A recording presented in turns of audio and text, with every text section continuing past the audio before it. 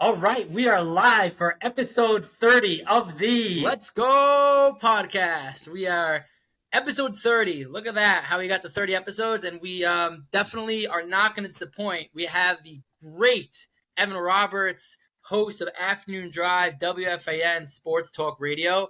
Everyone here knows Evan Roberts from WFAN. Everyone has been co-host with Joe Beningo for many years, Craig Carton for a few years, and now Tiki Barber. Evan is the voice of Sports Talk, and we're super happy to have Evan on. David, why don't you take it away?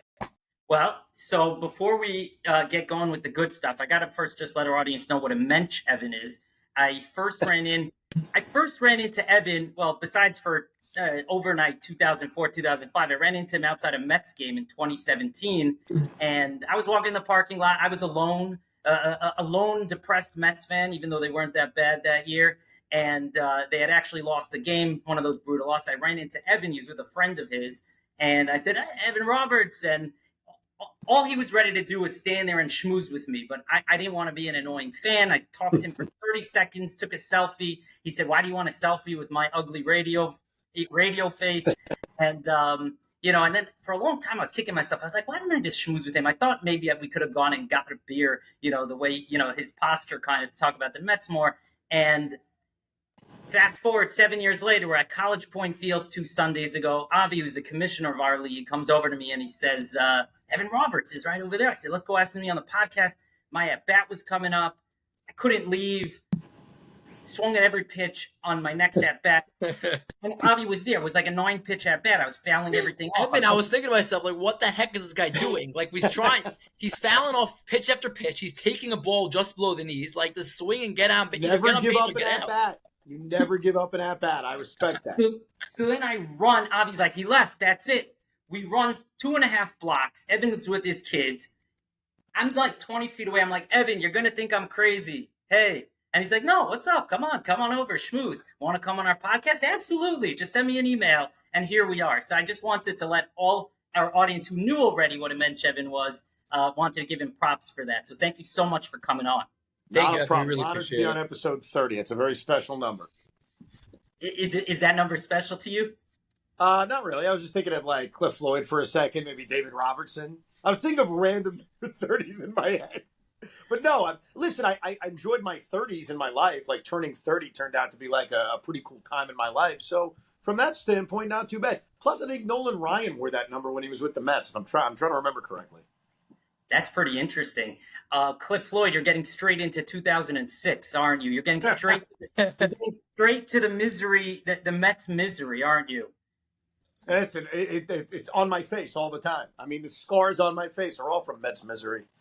So here's my first question for you. Something I always say when I'm depressed after a bitter Mets loss, bitter Jets loss, I'll turn on Evan just to hear the misery. Sometimes I'll check your tweets. Did he tweet about the game during the game? Emergency podcast. Say, I always feel better that I know there's somebody more depressed than me. I'm glad I can at least make you feel better that way. But the truth is, it's not just me. All of us. You and I are kindred spirits as Mets Jets fans. Some of us are split. Some are Met Giant fans. Obviously, I've got a few other teams that most people don't share, like the Brooklyn Nets and the New York Islanders. But we are diehards, and we are the little Jimmies of New York sports. And so when we suffer, we all suffer. And it's a bond that we can all hold together. You should know the last couple podcasts for myself has actually been very joyful. I'm a proud Yankee fan. And as Yankee fans, we don't really care much about the Mets. But I won't say no to having on Frank the Tank and Evan Roberts 2 out of our last 3 episodes, hearing them ramble about how miserable Met fans they are. Like, it does. But here's the question, and you got to give an honest answer. And I respect it. I'm sure Frank respects it, that we like to drink our tears, and that's cool. If by some miracle the Mets win a world championship, are you going to have that same energy? Listening to us celebrate, listening to Frank actually be happy, listening to me actually be happy, or are you one that just pops in when things are bad? Listen, first of all, I want to just say I don't think Frank would be happy after a Mets championship. I think you'd find something to complain about. But on that note, yeah, of course, if the Mets win a World Series, it's like that with anything. If a team that shares a city with you wins the World Series and you don't, of course you'll be jealous. Of course you'll be upset. But listen, I'm 27 years old. Correct you, Dave. I turned 27 a couple weeks ago. Happy birthday to myself. Happy birthday. Yeah, thank you. So I only experienced really one Yankee World Series. Like the first 98, 99, 2000, I was 3, 4, 5 years old. So I have experienced the Yankees making the playoffs almost every year and making the ALCS and the World Series a ton. But of course, the Mets win a World Series. I won't lie. There's definitely a little bit of, they share our city. This is my city. It's not the Mets city. Mets don't belong winning the World Series. But I'm not. You are at least one of those Yankee fans and Giant fans that has not been completely spoiled. Now, granted, you've seen your team win, which is a hell of a lot more than I've seen, so I'm very jealous of you. But, there are Yankee fans I know, those that are my age, who count on like different hands how many championships they've seen. That makes me very sick. So luckily, you're at least somewhat of a humble completely fan. spoiled. Yeah, you're relatively humble. Yes, relatively humble comparatively. So, Evan, having gone through your book, which every Mets fan and non-Mets fan should read, I was curious about something. If you would pick out what your worst game was, what your most depressed reaction was, and I don't remember finding it in the book. You talked about the misery, but if there's one game you can point to, and also what your low looked like. Were you crying on the curb outside Citi Field? How did that look? And what game was it?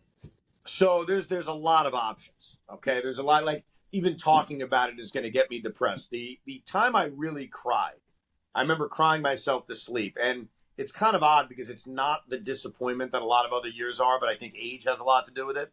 I was 16 years old. It was 1999, and it was my first taste of the postseason. And when they lost, the Kenny Rogers walks Andrew Jones, Armando Benitez, John Franco take turns blowing saves games, however you want to call that game, Game 6 against Atlanta. I think I was just so disappointed that it finally ended. I cried myself to sleep like a baby. So that's definitely up there if you're looking for tears. If you're looking for anger, like I am pissed off, I can harm something, it's Game 1 of the 2015 World Series against the Royals, because like there wasn't a depression because the series wasn't over, the season wasn't over, but you just knew. Like you knew deep down, you blew a game again, much like 2000. You blew a Game 1 again on the road, game-tying home run, and then a slow death before you finally lost in extra innings. I was very angry when they lost Game 1 of the 15 World Series. My wife, we had just got married. She was in the other room, and I remember screaming at the top of my lungs in our apartment complex the F word over and over again when Familia gave up the game-tying home run. So that's the anger one. And then I think the outright sadness one is probably losing to the Yankees in 2000. Like, it was just so depressing knowing I have to go to school the next day and everybody's a Yankee fan. But there are so many options. It's like picking between children. I have two wonderful children. If you ask me who my favorite is, I could never give you a favorite. I love them both equally. And I think when it comes to these horrible, horrific, painful losses, they all own a very special place in my heart. Like, who could forget closing Shea Stadium?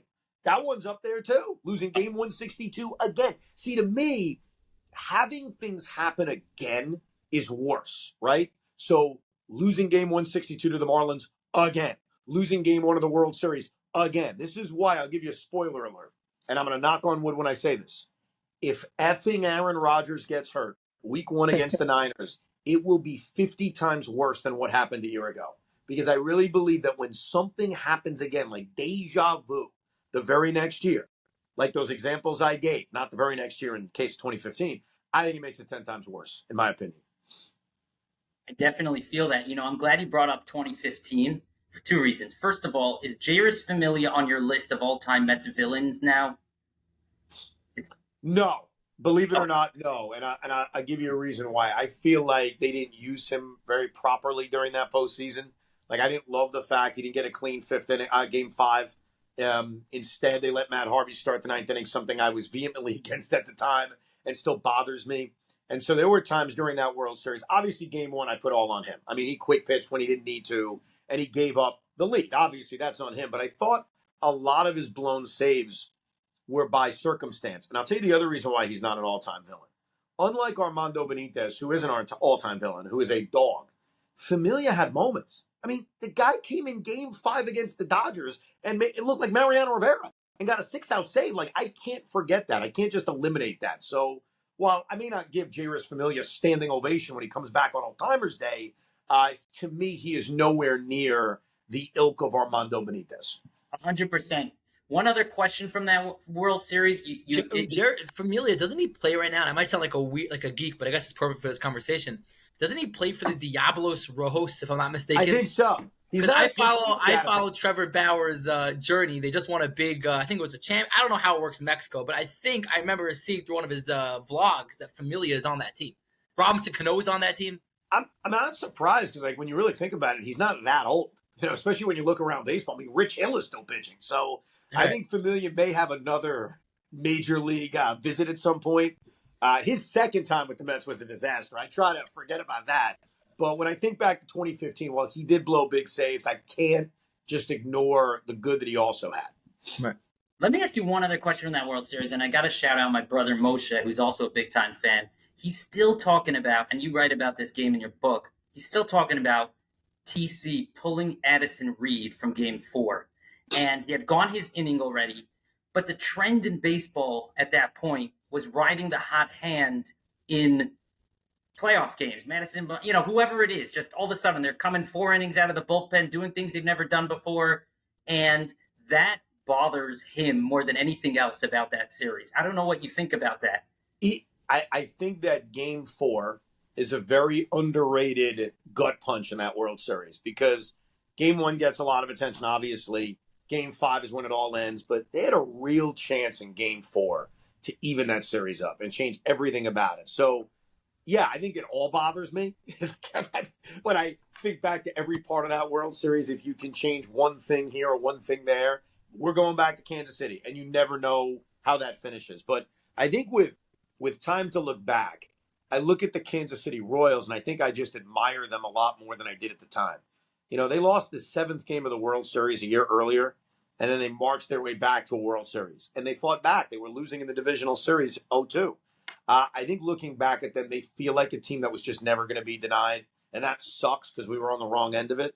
But, yeah, Game 4 and some of the decisions there and Daniel Murphy's horrible defense when he basically went back to being a pumpkin after his incredible start. Like, it's all there. It's all part of the misery of a missed opportunity. And that's what 2015 was. It's a missed opportunity. And I've learned from that. That's why I tell Knick fans or Met fans now that just because you exceed expectations or just because you have an excuse for why you lost, never accept it because you never know if you're going to be back there.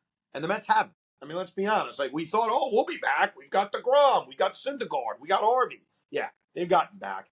They've gotten to the wild card round twice in the last 8 years since that happened. So I think it's a lesson that you can't miss these opportunities. Yeah, so let's switch gears for a minute. As we were doing research for this podcast, we hired a private investigator, just to make sure we got all the info that we needed. So I saw Wikipedia. Somehow I never knew this. You grew up in the 5 towns of Long Island. That was so interesting to me because a huge part of our league, the Hillcrest Softball League, the youth and the adults come from the 5 towns, and we play a lot of games. We're going to have a fall league at North Woodmere Park. Love that place. It's a beautiful field. There's lights, great lights there, which is a tough thing to come by somehow, lighted fields.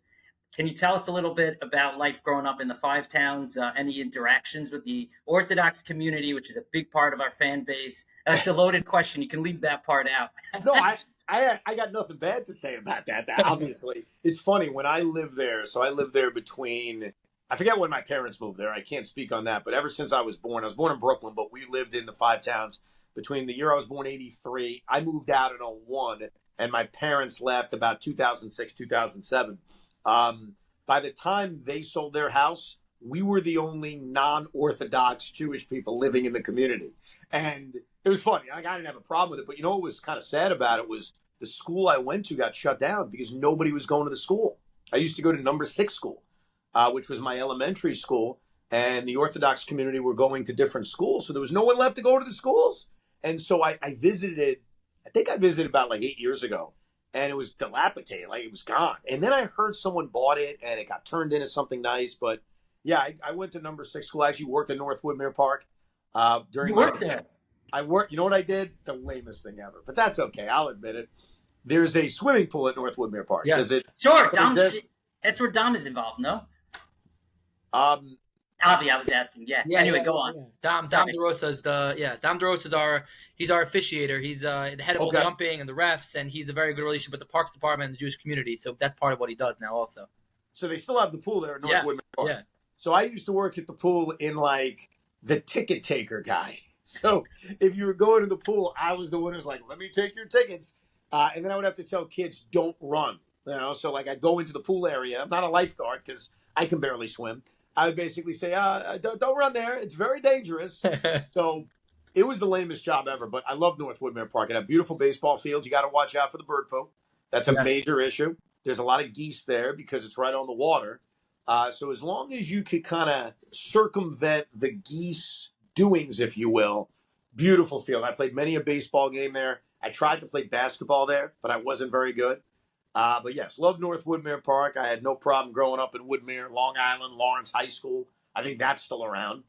But I haven't really, I haven't lived there since. So it's been a long time. I moved out in '01, so it's been over 20 years. So sticking with the Jewish thing, a friend of mine, Jared Wiesel, I'll give a shout out to, was listening to your pod recently, and somebody asked you if you know your Hebrew name, and and you said you had to check with your dad, and he said to me, "You got to ask Evan. Did he figure out his Hebrew name?"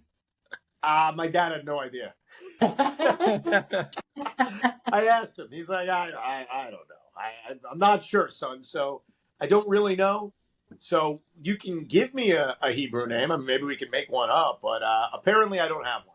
I think to give a new name, you need another circumcision is the way that it works. We're out. We're out on that one. Oh, my God. I had a nice conversation with my parents about that. They were devastated as that was occurring because they see their little child and they're, doing the thing. So, but luckily I don't remember it. None of us do, thank God. Yeah. It's funny. It's actually it's become a little bit of a controversial issue. It's as I'm sure you're well aware, but obviously in the Orthodox and other communities, it's carrying on as it always was. So, we were talking about the five towns. So you're in the five towns. You remember playing in North Woodmere Park.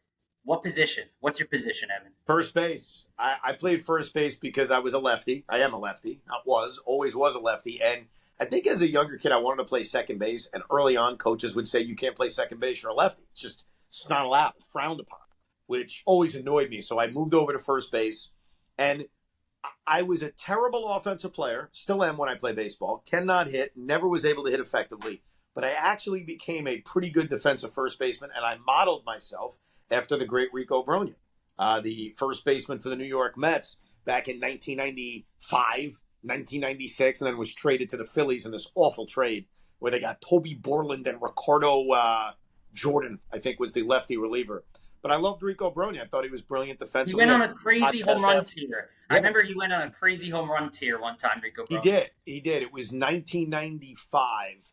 And I remember it was one of my first road games. They were in St. Louis, and you couldn't get him out. Like, he was unbelievable. He was so good that David Segui lost his first base job. And he became the first baseman. He was a good little player for a couple of years. I was actually going to ask. So that's where you got the podcast name from, Rico Brogna. I did. Podcast. Well, the idea was when I was starting a Met podcast was I wanted to give it a random name. Like, I just didn't want to call it whatever, Meet the Mets or, whatever, Amazing This or Miracle or whatever. So I was talking to my old boss. Happy Recap would have been a good one. I think there already is one. I'm sure it's out there. So I was talking to my old boss at the time, and he has a podcast. I kind of modeled it after him that has a very random name. It's about the 76ers. Random name. And I said, you know what? I kind of want to rip you off. I'd love to have a random name and then, talk about the Mets. So Rico Brogna was a Met I loved. I modeled my game after him when I was young.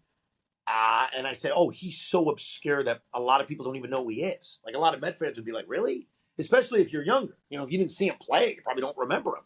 And so, yeah, it was a combination of admiring him, loving him, and also thinking that's the perfect randomness for the name of a Met podcast. Evan, you tape this podcast after every single Met game? No, not quite. Like, we do it after every series.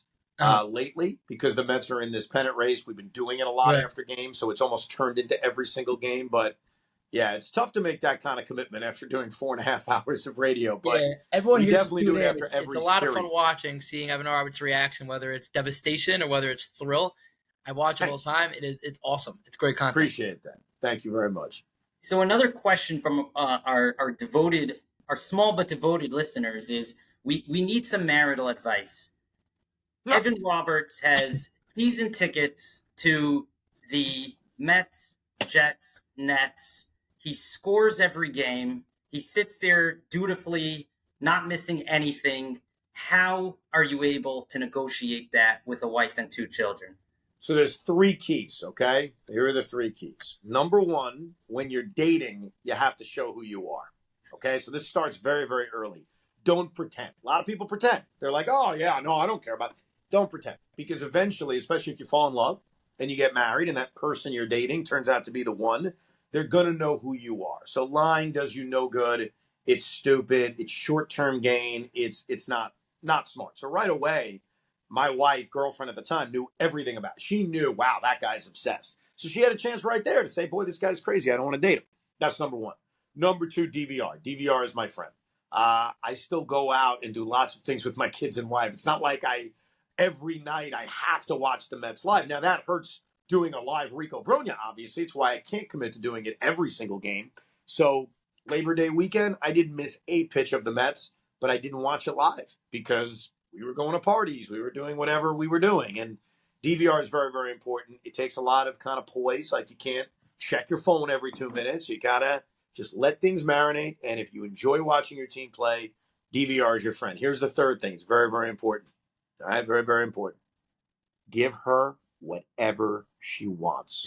I don't want to say the things that don't matter because everything matters. But if there's like a tiny disagreement, give it to her. If there's, a medium-sized disagreement, give it to her. Because if you want, marriages for the most part, I can't say all of them. I can say mine is, it's like a balance. There's a fairness to it. I get this, you get this. You don't love this, but I love this. And so I've learned all those little things, or what we perceive as little things, give it to her. She wants a new mattress, we're going to buy a new freaking mattress. Like, it doesn't matter if I already like the mattress we have. And I think if you do that, then when a Tuesday night Met game is really important to you, she's going to remember, of course you can go to that game. Yeah, of course. So those are my keys to a healthy marriage. Hopefully that helped. Definitely. I think, you've been an important part of everybody's life as a sports, kind of guru, but adding marital therapist to your resume, I think is really, maybe you can start a segment on the Drive Time show where you take questions about marriage. Maybe that we may have to do that, especially because Tiki can help help as well. I mean, so I've got 2 different brains that can kind of more you would love to do than talk marital advice. That's really, really funny. Another question which a few people wanted to know. Now, this is really interesting. You mentioned you're a ticket taker at North Woodmere Park. You're at College Point Fields on a Sunday. Watching the game with your kids, podcast. People consider you extremely relatable, but you've become, for a generation of fans. Let me put it this way: Mike Francesa is not relatable. He's just not. The guy had a driver probably the first second that he can. I don't know if you have a driver. No. You definitely didn't Sunday morning at College Point Fields. I think there's something a little bit unusual about your relationship with New York sports fans. I don't know if that's something you've sensed for somebody who's gotten to the stature that you've gotten. And I was talking to Avi about this recently. It's funny because you're not so old. I think you're 41, right? Yes. For a generation, I think you've already spoke to a generation of sports fans in New York, which is pretty cool for somebody your age. But there's something about you that I think is much more relatable, kind of down to earth, man of the people-ish about you. Well, I appreciate that. I guess I don't. I appreciate anybody who's listened for a long time and looks at me that way. I guess I don't think about it that way. I just think that I'm a regular guy, like everybody listening. I love my teams. I get mad when they lose. I love my kids. I try to keep my wife happy. I like going to games. So I appreciate that. But I think maybe mentally, I don't feel special at all. I feel like just a regular dude, like everybody else. We have the same problems, Pulse of the People, Evan. How many Pulse of the People awards have you? I'm still looking for my first. I really got to take it up with the guy who runs that. I wonder who that is. I would think Evan Roberts. I was thinking about this. Like every team I'm talking about how relatable the guy is. And I think everyone agrees. He has 0 Pulse of the People. Dave, I don't know if you're familiar with Pulse of the People. Evan, you could tell our audience about Pulse of the People. I'm sure they would love to hear about it. Oh, it's a very prestigious award that somehow Craig Carton won 7 years in a row. And then since he left, mysteriously disappeared. You just kind of wonder like where the award went. So maybe it'll come back at some point and I can win it. I was a finalist one year, but I came up short. So it would be an honor to have that. But the truth is, I don't need awards. You know what? That it'd be nice to put that trophy on my mantel case, but I'd rather have a World Series replica ring for a championship I just watched this season. That's what I prefer. In fact, I've got this one. This is from what year is this? Oh, this is the 2015 replica ring from the World Series that they won. Yes, 2015. It's a replica ring. It's not really worth a lot, but it looks so pretty. And all I want is for that same ring, but to be a world championship. And I would wear that replica ring everywhere. I put it on right over here, and I'd be like, yeah, what's up? There's my championship replica ring. That's the trophy I want. Evan, do you have time for 2-3 more questions? Or you Go ahead. Go ahead. Okay. So another question which people want to know about, how did you feel when Carton left? I was sad. I was disappointed. I really enjoyed working with him. We were together for about 2.5 years. I was hoping it was going to be a long time. I think anytime you have a radio show, and maybe I'm spoiled because Joe and I were together for 13 years. That's a very long time. My thought is, this is it. We're going to do this for a long time. And we were having success. It's not like it was failing and, we were fired or anything like that. So I was very disappointed. And then it was, got to move on. I'm happy for him. He had a great opportunity. I totally understood why he was taking the job and why he couldn't do it anymore. So I wasn't like mad at him or anything like that. So I think the first reaction was disappointment, a little sadness, but then it's okay. It's a new beginning. Let's go do something different. Got it. Okay. Now this is what we're going to end off with, and then we'll let you go. I'm going to ask you 3-4 questions, but you got to answer fast. You get 3-4 seconds to answer. That's it. Ready? I'm ready. I'm going to do the best I can. Thanks. Name each of the 5 towns. Woodmere, Hewlett, Lawrence, Inwood, and Cedarhurst. Avi, is that it? He got it? Yeah, that's phenomenal. Very good. Dang. 23 years 23 years out and you got it. All right. Who is the best co-host that you've worked with? Well, I'm going to always be loyal to Beningo. I did it with him for 13 years. So best is probably not the right word, but anytime, maybe when me and Tiki get to a decade, I'm going to bump Joe off the list. But Joe's my guy. I mean, especially because I was so young. He welcomed me in. Beningo's always going to be the answer for a while. Till he's dead. Then I'll...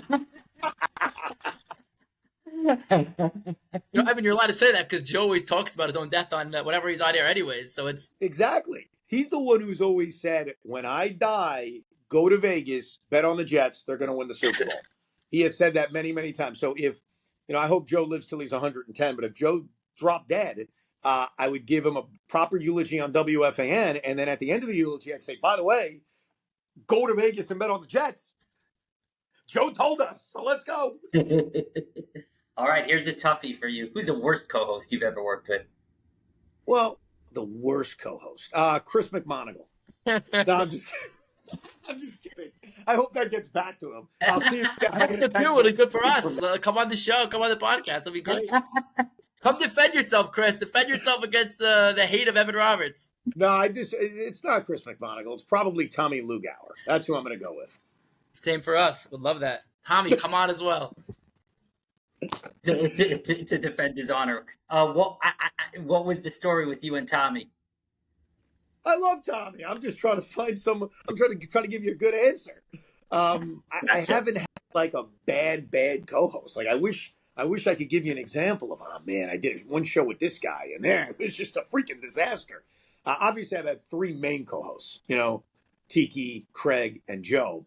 Over the years, I've done a lot of random shows with different people. And I'm being honest with you. I'm trying to think, I haven't had really a bad experience. So why not pick the people I love and mock them and get them angry? So that's my answer. Next. Best interview, the one you're most proud of and thought went the best. I'm going to give you, I don't know how many people heard it, but years and years ago, Tony La Russa came on our show. And Tony in the past had been such a dud of an interview. Like he didn't say much and he opened up. And I thought he was great. And I don't know how many people heard it. It was probably a decade ago, but it was interesting. And he was very, very honest. So Tony La Russa jumps out at me. I mean, if I gave it a lot of thought, I probably would come up with different answers. But I want to be fair to the game. That's the first thing that jumped out at me. Got it. Strangest player you've ever interviewed or interacted with? Noah Syndergaard was pretty strange, but he was also very young when we interacted with him. He was still a minor league prospect, and he was asking us if anybody will hear him when he talks into the microphone. So he was shy, but that would jump out at me as strange. He was a strange guy. I mean, he was a strange guy. I mean, the guy had an awesome season, and he's like, I'm putting on 40 pounds of muscle. I'm like, what the hell are you doing? Yeah. And as we know, that didn't end well. All right. Yeah. I think I had one last question for you. What if you bump into Kenny Rogers? What are you saying to him? Why couldn't you throw an effing strike? Just prove it. Like if Andrew Jones hits a grand slam, it would suck, but we'd say, okay, losing on a walk is probably what made that so frustrating. And you know what's funny about Kenny Rogers? He wasn't that bad as a Met. Like he was bad as a Yankee. He was not that bad as a Met. And then he stuck it to the Yankees a few years later with Detroit. But not throwing a strike to Andrew Jones and having that series end on a walk kills me. You want to hear something so crazy about that series? I was under the covers with my brother listening on the radio. We were so anxious. We turned the radio off. We couldn't bear to listen. Turned it off, turned it back on 1 minute later, and we knew it was over. We just couldn't handle it. That was so frustrating because, remember, Al Leiter couldn't get an out. So Yes. early in the game, we just think we're dead. Okay, it's over. House of Horrors. Mets can't beat the Braves. They come back. Piazza hits that opposite field home run against John Smoltz, who was hurt. He was throwing sidearm at the time. And then they had 2 leads that they blew. And they win that game. There's a 7th game of the National League Championship Series after being down 3-0. And who the hell knows what happens? So it's just a lot of what ifs. Avi, you got anything before we I just go? wanted to say before we go, I just want to say thanks, guys. We really appreciate it. Including myself. There are a lot of people who are going to be watching and who are going to be sending this to who really use WFAN and use your voice and your show as a way to give themselves, whether you call it a healthy outlet or occupy themselves, to give themselves when they're down, listen to the show and be able to cheer them up. Like I remember just recently the dribble fat clip that has been going around. Evan, I promise you, when when there are times where I'm down, I go to YouTube, I play that clip, that 8, 10, 12 minute clip, whatever it is. I can't stop laughing. I watch it a million times. I was just going to ask you about that, but I know you have to go. You have a few of these things that tend to go viral. The reaction. I was curious about your live reaction. Like, is this really genuine? That's awesome to see Evan Roberts genuinely because usually when things go so viral like this, it's not it's very hard to get something a genuine reaction that goes crazy. Like, if you want to talk on that, you can before we wrap up. I mean, I think that sometimes it's about timing. So that James Harden trade occurred while we were on the air. If it doesn't occur while we're on the air, I probably have a little bit more time to react to it. Look, Kevin Durant being traded didn't happen while we were on the air. Happened in the middle of the night. So sometimes it's about timing. Like when you experience something live, when you experience something shocking or what you don't want or what you do want, you get a natural reaction. And I'm very natural with how I feel. May not agree with me, but I can promise you it's how I honestly feel. So I think in the case of that, I was very upset about the trade. Dave, I don't know if you've seen this clip, but you got to look it up. After James Harden was traded, the Nets got rid of their whole everyone. Dribble, fat. It was like at the time where they just put on all the weight and there was all that about accusations about him. It's the funniest thing in the world. I wasn't thrilled. I turned out to be right, by the way. I mean, that didn't work out for us. But news of any trade the Nets have made recently. Now look where they are. I know, what a world. I think it's natural reactions. There's a chance, and I hope it doesn't happen, but I guess it would be fun maybe for you, that the Mets make the playoffs and they're playing day games in the postseason. And I'm on the air. Like, there's a chance I'll be on the radio during a Met playoff game, and God only knows how Evan, that's going to go. We're going to wrap up now. As Orthodox Jews and Yankee fans, if the Yankees don't win the division, 2 of their 3 wildcard games will be over Rosh Hashanah. So Orthodox Jews, we need the division because otherwise we're going to be dealing with a major conflict. I thank you for letting me know about that. I'm going to bring this up on the air. It's another reason why the Yankees have to win the division. I appreciate that. Feel free to quote the HSL Hillcrest Softball League podcast when you do. You got it. I'm going to do. Let me write that down. I'm going to do that for you. And awesome. Thanks so much. What an awesome Hillcrest Softball League podcast. All right. Thanks, Evan. Got it all done. Evan, thank you. We appreciate it. Thanks for coming on. It's fun.